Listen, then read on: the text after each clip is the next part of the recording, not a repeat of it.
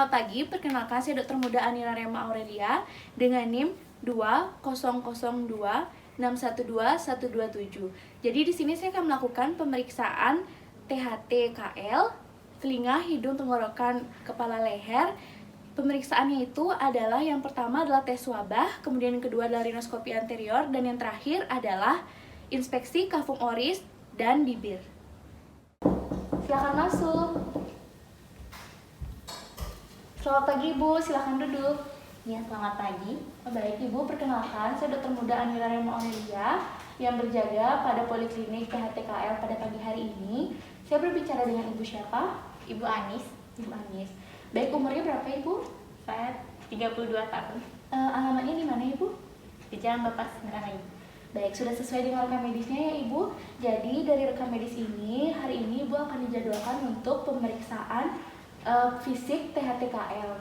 Baik, apakah sebelumnya Ibu sudah tahu pemeriksaan apa saja akan Ibu lalui? Belum. Baik, saya jelaskan sedikit ya Ibu. Jadi pemeriksaan yang akan Ibu lalui ini, yang pertama itu adalah pemeriksaan tes pendengaran, tes wabah. Kemudian yang kedua itu adalah melakukan pemeriksaan rinoskopi anterior, dan yang terakhir adalah melakukan pemeriksaan inspeksi bibir dan kafum oris. Baik Ibu, jadi nanti pemeriksaannya itu akan sedikit tidak nyaman. Apakah Ibu bersedia untuk melakukan pemeriksaan tersebut? Iya, tidak apa-apa, Dok. Baik, jika Ibu bersedia, saya akan melakukan persiapan terlebih dahulu ya Ibu. Ibu bisa duduk di sini, saya akan melakukan persiapan. Terima kasih Ibu. Sebelum melakukan pemeriksaan pada pasien, saya akan melakukan cuci tangan prosedural terlebih dahulu. Yang pertama, saya akan menghidupkan keran, membasahi tangan, matikan keran. Saya akan mengambil sabun. Saya akan mulai melakukan cuci tangan prosedural.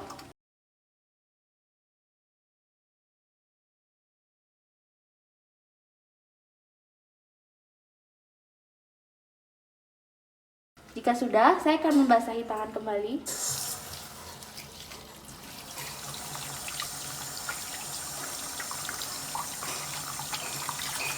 Matikan, saya akan mengeringkan dengan tisu. Baik, selanjutnya saya akan menggunakan handscoon steril.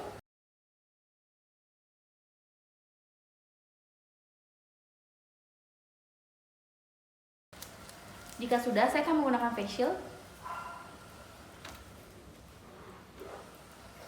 Baik, alat dan bahan yang digunakan adalah Garputala 512 Hz. Selanjutnya adalah spekulum hidung dan lampu kepala. Selanjutnya adalah posisi duduk pemeriksaan THTKL. Yang pertama, penderita duduk tegak lurus di kursi dengan pemeriksa. Kaki penderita dan pemeriksa saling bersisian, tidak saling mengangkangi. Kepala penderita dan pemeriksa sejajar. Baik Ibu, jadi pemeriksaan yang pertama adalah pemeriksaan pendengaran tes wabah. Nah, di sini kita sudah memposisikan diri pada pemeriksaan THTKL. Nah, di sini saya akan melakukan pemeriksaan swaba dengan tujuan untuk membandingkan hantaran tulang pasien dengan pemeriksa dengan catatan fungsi pendengaran pemeriksa normal. Nah, nanti saya akan menggetarkan Garputala 512 Hz ini dan menempelkan di belakang telinga di mastoid-processus mastoideus. Nah, nanti di sini jika Ibu sudah tidak mendengar, Ibu bisa mengangkat tangan. Apakah Ibu sudah paham? Baik, jika Ibu sudah paham, kita akan mulai melakukan pemeriksaan. Ibu bisa menoleh ke kiri. Saya akan mulai melakukan pemeriksaan dengan menjentikan Garputala. Saya akan menempelkan pada prosesum mastoid telinga kanan saya. Jika sudah berhenti, saya akan pindahkan segera kepada pasien. Baik, pasien sudah tidak mendengarkan. Jika pasien masih mendengar suara dengung, maka tes swaba dinyatakan swaba memanjang. Baik, karena pasien tidak mendengar suara dengungan, jadi di sini ada dua kemungkinan. Kemungkinan pertama adalah tes swaba normal, dan kemungkinan kedua adalah tes swaba memendek. Maka dari itu, di sini saya akan melakukan pemeriksaan terbalik. Saya akan mulai menjentikan Garputala. Kemudian saya akan menempelkan secara tegak lurus pada proses prosedur pasien. Jika sudah tidak mendengar, pasien bisa mengangkat tangan.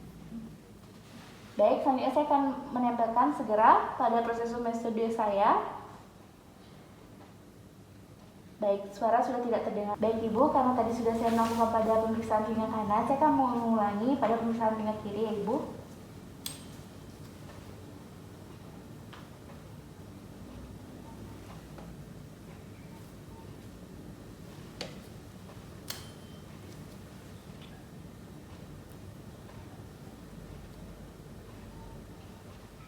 Dari hasil pemeriksaan telinga sisi kanan dan kiri, hasilnya normal. Saya ingin menjelaskan sedikit. Nah, jika ada pemanjangan suada, itu kita bisa curiga adanya tuli konduktif.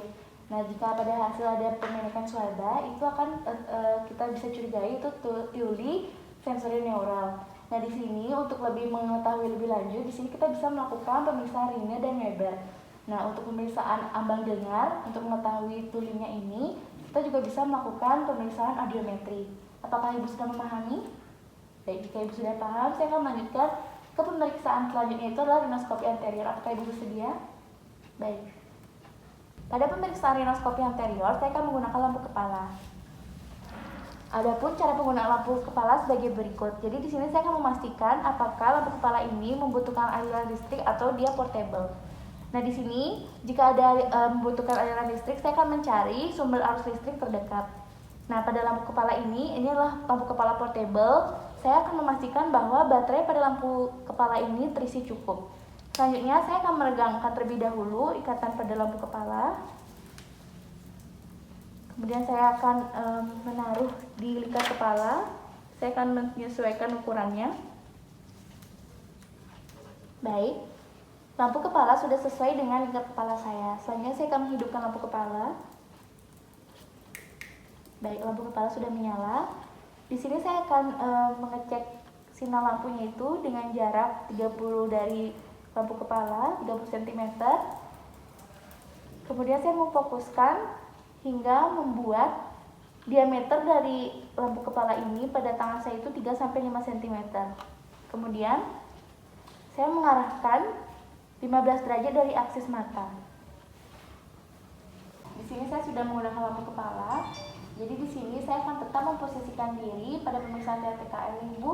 Jadi Ibu di sini saya akan melakukan pemeriksaan rinoskopi anterior. Ibu tujuannya itu adalah untuk mengevaluasi adanya sekret nasal, adanya pembesaran konka, permukaan mukosa, posisi septum nasal, adanya infeksi, inflamasi, atau adanya benda asing. Nah, selain itu juga pemeriksaan rinoskopi anterior ini juga dilakukan untuk pengambilan sampel laboratorium dan tindakan terapeutik. Nah, seperti ekstraksi benda asing atau pemasangan tampon pada kasus epitaksis. Nah, pada pemeriksaan ini akan menggunakan alat spekulum hidungnya Ibu. Nanti alat ini akan dimasukkan ke lubang hidung Ibu. Nanti akan sedikit tidak nyaman. Apakah Ibu bersedia untuk melakukan pemeriksaan ini? Baik Ibu, jika Ibu bersedia, Ibu bisa melepas kacamata dan maskernya. Baik Ibu, jadi di sini saya sudah memilih ukuran spekulum hidungnya sesuai dengan besar naris Ibu ya. Jadi di sini saya akan melakukan pemegangan spekulum. Yang pertama saya akan menaruh spekulum, memegang spekulum dengan tangan yang non dominan. Di sini saya kinan, jadi saya menggunakan tangan kiri, memposisikan spekulum secara horizontal dan ibu jari berada pada pegangan bawah gagang dari spekulum. Kemudian jari tengah dan jari hingga jari kelingking itu pada gagang atas.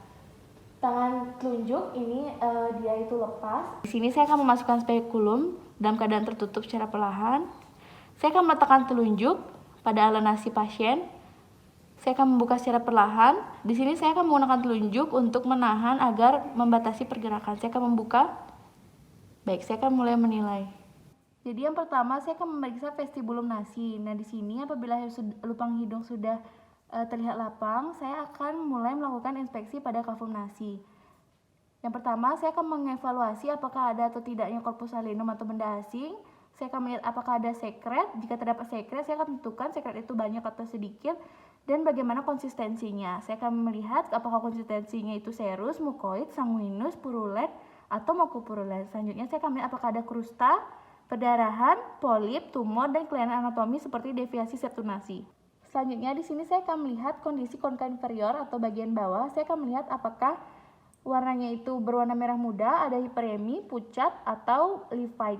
Kemudian besarnya lumen kafum nasi, lantai kafum nasi, dan juga morfologinya. Apakah ada kongesti, dekongesti, hipertrofi, atau atrofi. Selanjutnya saya akan memeriksa septum nasi. Di sini saya akan memperhatikan adanya deviasi. Jika ada deviasi, apakah deviasinya ke kanan atau ke kiri. Kemudian krista, spina, septum yang berbentuk S. Kemudian mengevaluasi keadaan plexus Kieselbach. Kemudian perforasi, tanda hematum atau abses. Selanjutnya saya akan memeriksa kafum nasi bagian atas. Jadi di sini saya akan memeriksa konka media dan meatus media. Saya akan mengarahkan cahaya lampu ke kafum nasi bagian atas dan mengarahkan spekulum ke atas. Nah, di sini pasien bisa mendongakkan kepalanya sedikit. Baik, di sini saya akan melihat apakah ada sekret, polip, krusta, fisura olfaktoria, dan deviasi septum yang menekan konka media. Baik, selanjutnya di sini saya akan melihat fenomena palatomole. Jadi di sini Ibu bisa mengatakan I, Ibu. Nah, di sini saya akan memperhatikan adanya gerakan palatomole sebagai bayangan hitam yang bergerak naik di daerah nasofaring. Fenomena palatomole dikatakan positif jika terdapat gerakan palatomole. Kemudian fenomena palatomole dikatakan negatif jika tidak ada gerakan palatomole, terdapat massa pada nasofaring yang menghambat gerakan palatomole seperti hipotrofi adenoid yang membesar, abses nasofaring atau tumor nasofaring. Bisa juga terjadi paralisa dari palatomole seperti pada pasien postdifteri, spasmus dari palatomole seperti abses peritonsiler atau sikatrik. Baik, karena pemeriksaan telah selesai, jadi saya akan mengeluarkan spekulum hidung secara perlahan. Saya akan mengeluarkan kira-kira 50%. Ini gunanya adalah untuk menghindari terjepitnya rambut hidung maupun jaringan mukosa pada hidung. Saya keluarkan ya, Ibu. Baik, jadi Ibu, pemeriksaan itu sudah selesai. Baik, saya akan melakukan pemeriksaan yang sama pada hidung sisi kiri pasien. Memasukkan secara perlahan.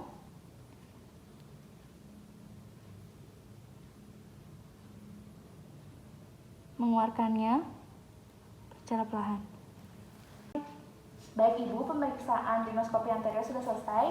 Jadi kesimpulannya pada pemeriksaan tadi, pada hidung kanan dan kiri Ibu tidak terdapat kelainan. Selanjutnya saya akan melakukan pemeriksaan inspeksi bibir dan kapuk oris. Apakah Ibu bersedia? Baik, jika Ibu bersedia.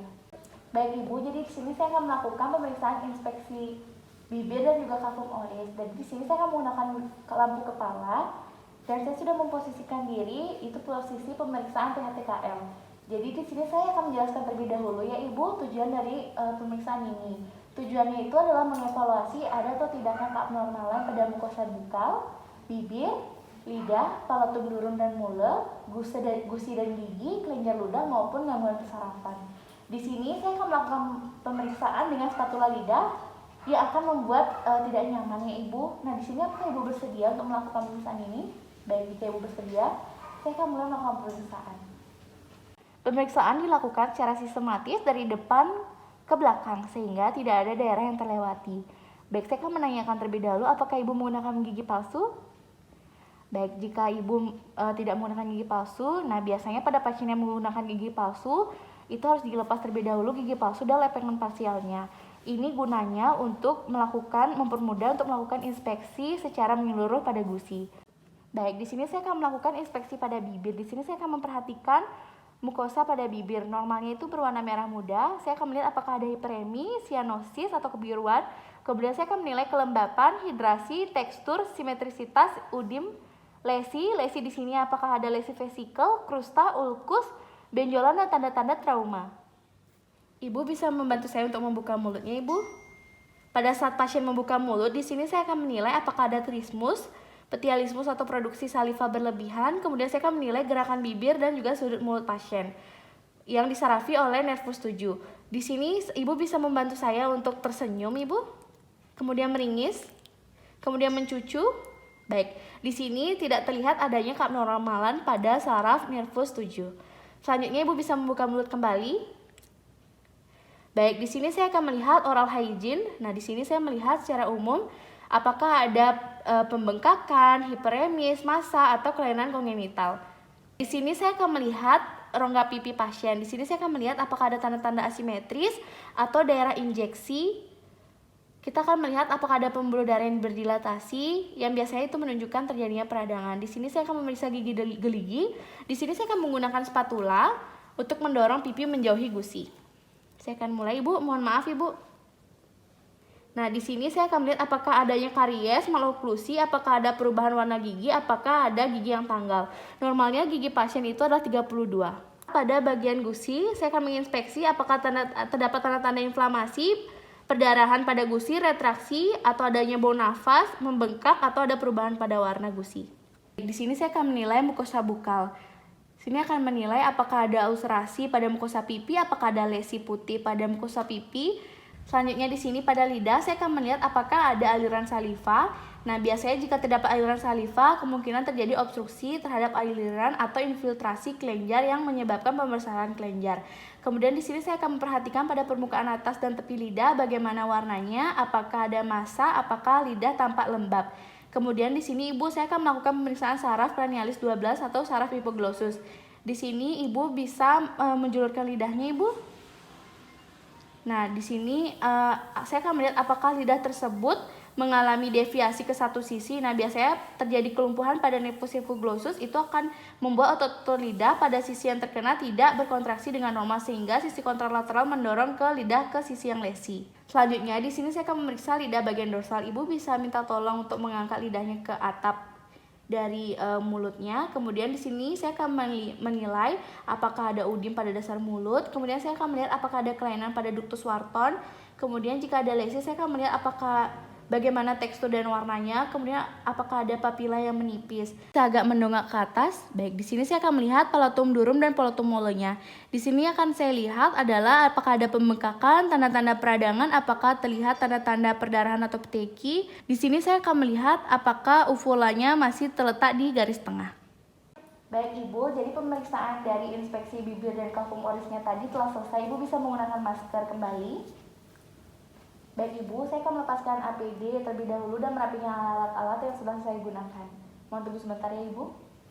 Baik, selanjutnya di sini saya akan melepaskan APD dan juga alat yang telah saya gunakan. Pertama saya akan mematikan lampu.